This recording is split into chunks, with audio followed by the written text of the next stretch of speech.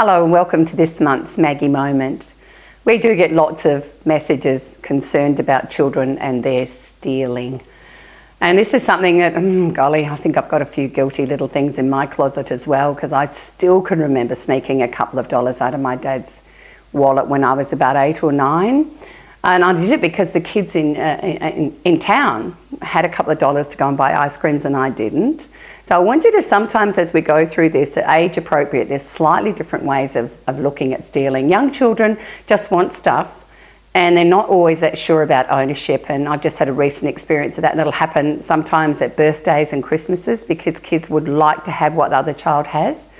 So that's why we have to have conversations about when we own things, and that's why, sometimes it's difficult for children under 5 or 6 to get that. They just want it, they want it now, and they haven't got the impulse control. But have those conversations. I would kind of try to use the words around sharing and taking turns a bit more than I would stealing.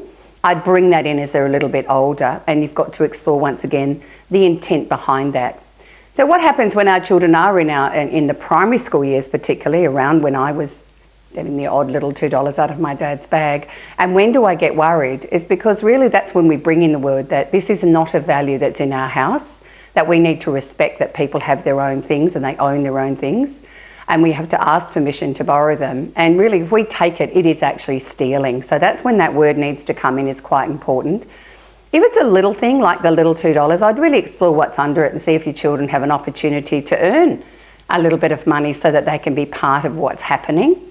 And I'd be looking at if they're taking large amounts of money, is there some sort of a thing that they feel really left out and, poor me. So explore what's under the stealing and then look at your preteens and your teens. Remember the biological drive to belong? I know a lot of teens who've started shoplifting and stealing because their friends are doing it. Some that really wanted stuff they didn't have enough money for. And this is where I'm afraid the best tactic is tough love.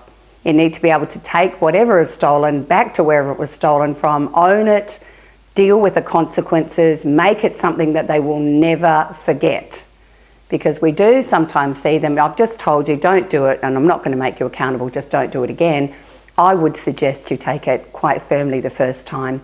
They do need to know this is really not okay in our world. It's not a value we appreciate. No matter if your friends are doing it, and you might throw that thing in if your friends jump off a cliff, or you do too, but of course they don't take any notice of that.